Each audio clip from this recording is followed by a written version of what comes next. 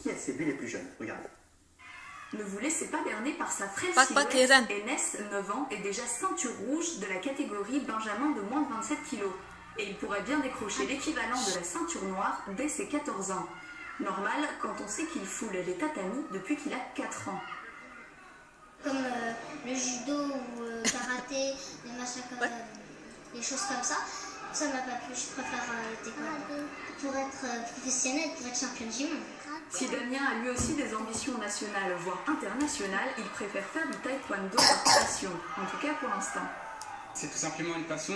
Depuis que je suis tout petit, j'aime bien les arts les coups et tout, donc je me suis inscrit au taekwondo et voilà. C'est pas tout à fait violent quand on regarde les combats par rapport à d'autres arts martiaux, mais c'est sympa. Pas très violent, cela dépend des coups, même si cet art martial n'autorise les coups de poing et de pied qu'au-dessus de la ceinture, d'où une protection intégrale du corps.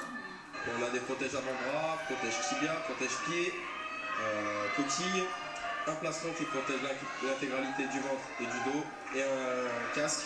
La région centre compte 1700 licenciés, un chiffre qui a quasiment doublé en un an.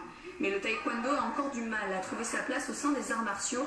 Rattaché jusque-là au karaté, il a obtenu son autonomie en 1995, d'où un manque de structure et de formateurs. On met l'accent sur la formation justement de nos éducateurs, de façon à ce qu'ils soient préparés et qu'ils puissent susciter des vocations, pour qu'ils puissent s'installer, ouvrir des clubs. Des vocations comme celle d'Enes, il vient juste de gagner la finale des championnats régionaux de sa catégorie et ira donc au championnat de France. Et nous ne pouvions finir cette édition des sports en vous parlant de l'événement du jour. Je veux bien sûr parler de la finale du championnat du monde de handball féminin à Sao Paulo au Brésil qui opposera la France.